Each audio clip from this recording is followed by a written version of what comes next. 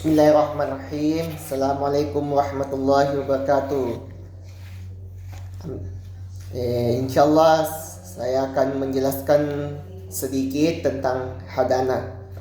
Nah, hadana di sini masih sering menjadi permasalahan dalam hukum keluarga pada saat ini. Pasca perceraian biasanya akan diserahkan kepada sang ibu. Sedangkan di sini dibebankan pada ibu atau salah satu pihak orang tua. Hal ini dapat berdampak salah satunya akan meninggalkan kewajiban dalam pengasuhan anak. Nah, padahal di sini dasarnya anak tersebut terbentuk dari kasih sayang dan cinta orang tuanya. Maka dari itu seharusnya dalam pengasuhan anak walaupun jatuh kepada salah satu orang tua, keduanya harus tetap saling merawat anaknya.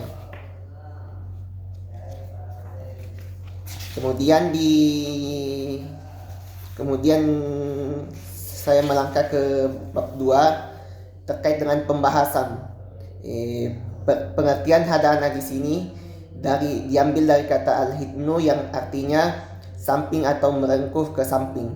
Adapun secara syaratnya yang berarti pemeliharaan anak bagi orang yang berhak memeliharanya, atau bisa juga diartikan memelihara atau menjaga orang yang tidak mampu mengurus kebutuhannya sendiri karena tidak memayyiz seperti anak-anak, orang dewasa tetapi gila.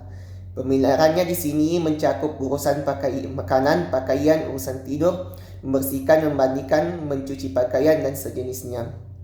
Nah, di sini saya jelaskan tentang menurut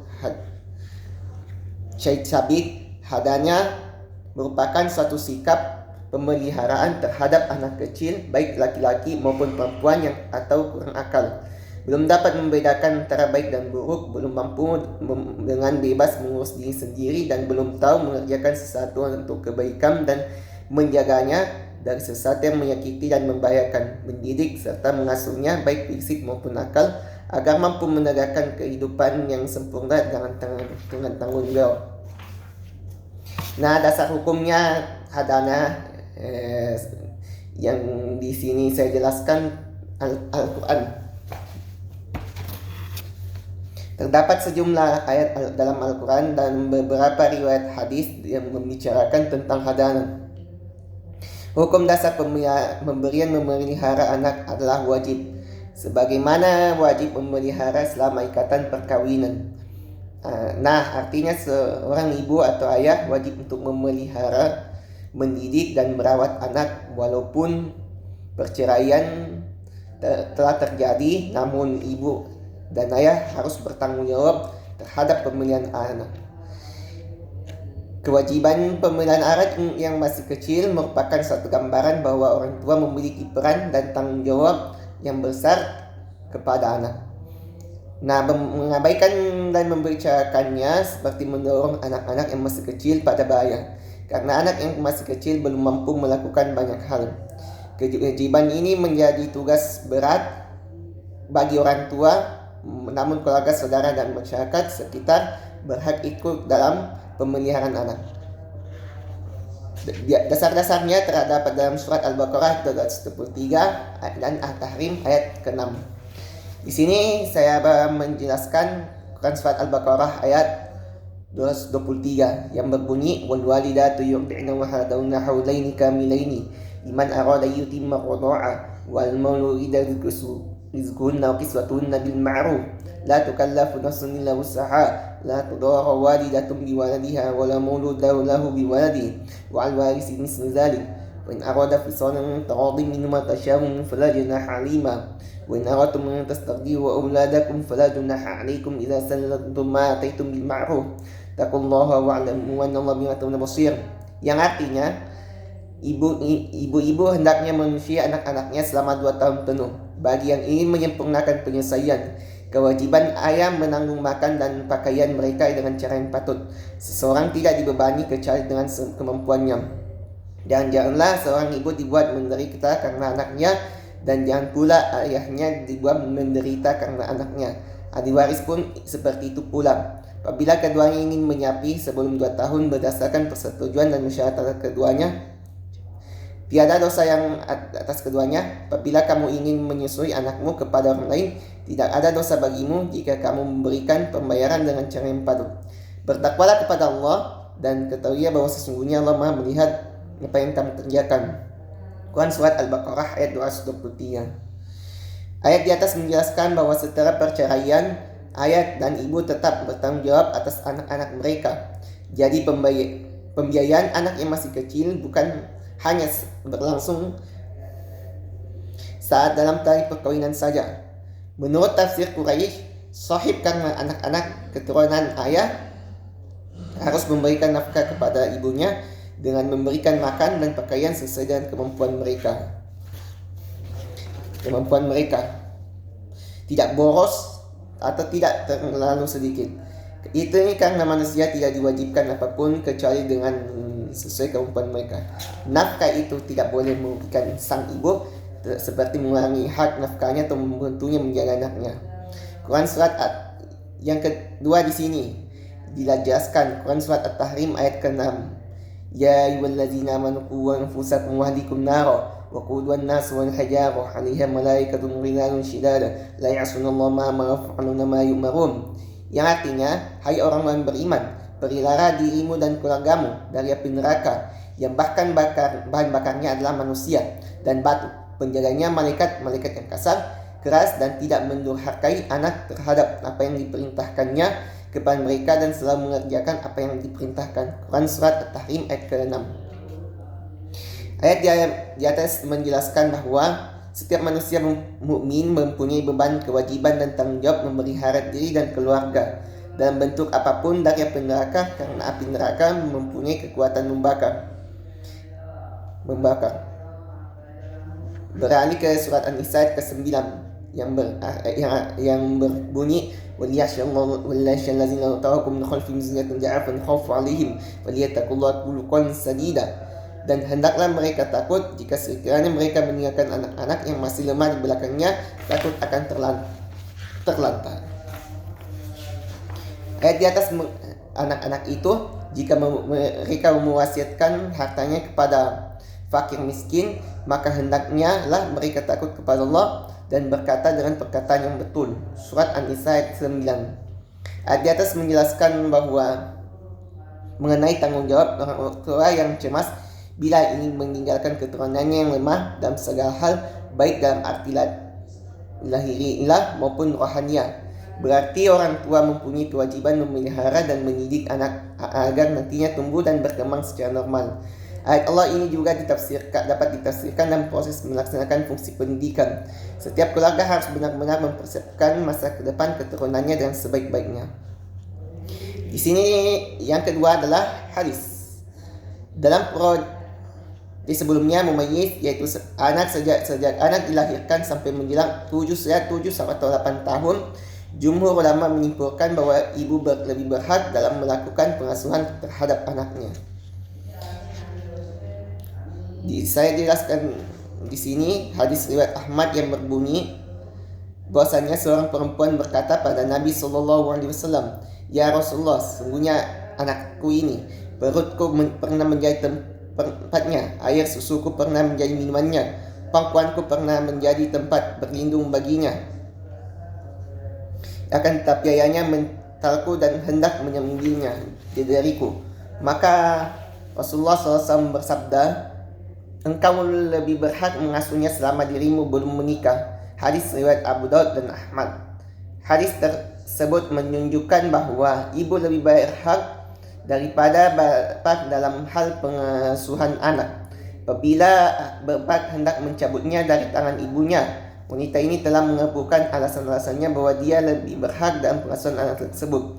Mengenai ibu lebih berhak dari bapak dalam hal pengasuhan anak itu tidak terdapat ikhtilaf di kalangan ulama. Menurut undang-undang pengaturan tentang hadana di Indonesia, terdapat dalam beberapa peraturan perundang-undangan yang menjadi dasar hukum penyelesaian perkara pengasuhan anak. Secara umum, undang-undang yang mengatur mengenai kehadanan dapat ditemukan dalam Kompilasi Hukum Islam atau KI, Undang-Undang Nomor 1 Tahun 1974 tentang perkawinan, beserta perubahannya dalam Undang-Undang Nomor 16 Tahun 2019 serta Undang-Undang Nomor 23 Tahun 2002 tentang Perlindungan Anak yang telah diubah dengan Undang-Undang Nomor 35 Tahun 2014 dan Undang-Undang Nomor 17 Tahun 2016. Pendapat dinamika ulama klasik dan kontemporer tentang hadana. Pertama, ulama klasik.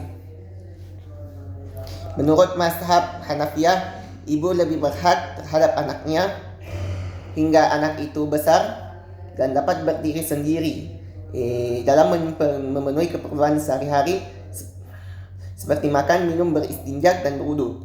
Setelah itu bapaknya lebih berhak memeliharanya.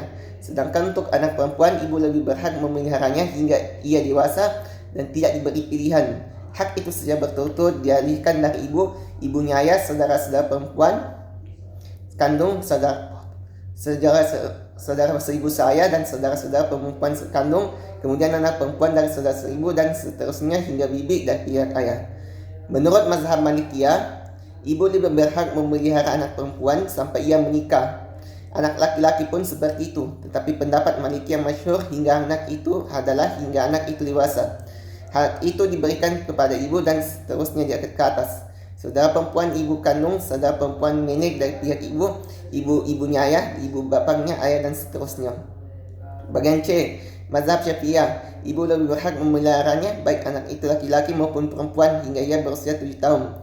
Apabila anak-anak tersebut telah mencapai usia 7 tahun, maka anak tersebut diberi hak pilih untuk diantara ayah dan ibunya.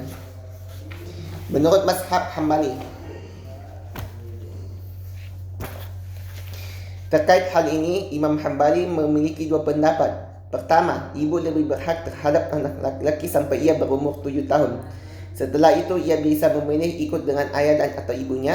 Sedangkan untuk anak perempuan ia tetap bersama ibunya meski telah berumur 7 tahun, tidak boleh diberikan pilihan. Yang kedua, seperti pendapat Imam Hanafi, yaitu ibu lebih berhak atas anaknya hingga anak itu besar dan berdiri sendiri dalam memenuhi keperluan sehari-hari seperti makan, minum, pakaian, beristinja, dan berwudu. Setelah itu bapak lebih berhak memeliharanya. Untuk anak perempuan, ibu lebih berhak memeliharanya hingga ia dewasa dan tidak diberi pilihan. Menurut ulama kontemporer, menafsirkan ulang konsep hadana dengan memperhatikan perkembangan psikologi, hak asasi anak, dan konteks sosial modern. Isu-isu hadana dan penangguhannya. Isu hadana atau hak asuh anak biasanya muncul serta perceraian. Ketika ayah dan ibu sama-sama ingin mendapatkan hak untuk mengasuh. Walaupun aturan hukum sudah mengatur bahwa anak yang berusia 12 tahun lebih berhak diasuh oleh ibunya. Seringkali perebutan tetap terjadi karena kedua pihak dewasa paling layak. Serta istri ini tidak jarang membuat anak berada dalam ketekanan batin karena harus melihat konflik berlanjut antara orang tuanya. Nah, saya baca kesimpulannya di sini. Hadana dalam hukum Islam berarti pemeliharaan, pengasuhan, dan pendidikan anak yang belum mampu mengurus dirinya sendiri, baik dari segi jasmani maupun rohani. Secara ini berasal dari kata hadana yang berarti mendekat atau merawat. Dalam konteks hukum keluarga Islam, hadana dimaknai sebagai kewajiban orang tua atau pihak yang berhak mengasuh untuk menjaga keselamatan, kesehatan, pendidikan, serta tumbuh kembang anak hingga ia mampu berdiri sendiri. Dengan demikian, hadana bukan hak, melainkan juga tanggung jawab yang harus dijalankan demi kemaslahatan anak. Dasar hukum hadana dapat ditemukan dalam Al-Quran, hadis, serta ijtihad para ulama yang kemudian diperkuat dalam peraturan perundang-undangan di Indonesia. Al-Quran menekankan pentingnya menjaga keturunan dan melindungi hak-hak anak sebagaimana tercermin dalam Quran Surat Al-Baqarah ayat 233 yang menyebutkan kewajiban orang tua terhadap anak. Hadis Jambi juga menegaskan bahwa ibu lebih berhak atas pengasuhan anak selama ia mampu menjalankannya. Di Indonesia sendiri, dasar hukum hadana tercantum dalam kompilasi hukum Islam atau KHI dan Undang-Undang Perkawinan yang mengatur tentang hak dan kewajiban orang tua terhadap anak dalam hal pengasuhan. Dinamika pemikiran ulama klasik dan kontemporer tentang hadana. Pemikiran ulama klasik mengenai hadana umumnya menekankan pada aturan-aturan fikih yang bersumber dari Quran, hadis, ijma, dan qiyas. Mereka menetapkan urutan pihak yang berhak mengasuh anak serta batas usia tertentu bagi anak yang diasuh. Sementara itu, ulama kontemporer melihat hadana dalam konteks lebih fleksibel dengan mempertimbangkan kepentingan terbaik bagi anak. Pada kenyataannya, hadana sering menimbulkan permasalahan, terutama ketika terjadi perceraian antara orang tua. Isu-isu yang muncul antara lain perebutan hak asuh, kesiapan orang tua dalam mengasuh, hingga faktor ekonomi yang mempengaruhi kesejahteraan anak. Selain itu, seringkali kepentingan anak terabaikan karena adanya konflik dari orang tua. Sekian itu saja saya sampaikan. Terima kasih. Subhanallah wa bihamdika. Assalamualaikum warahmatullahi wabarakatuh.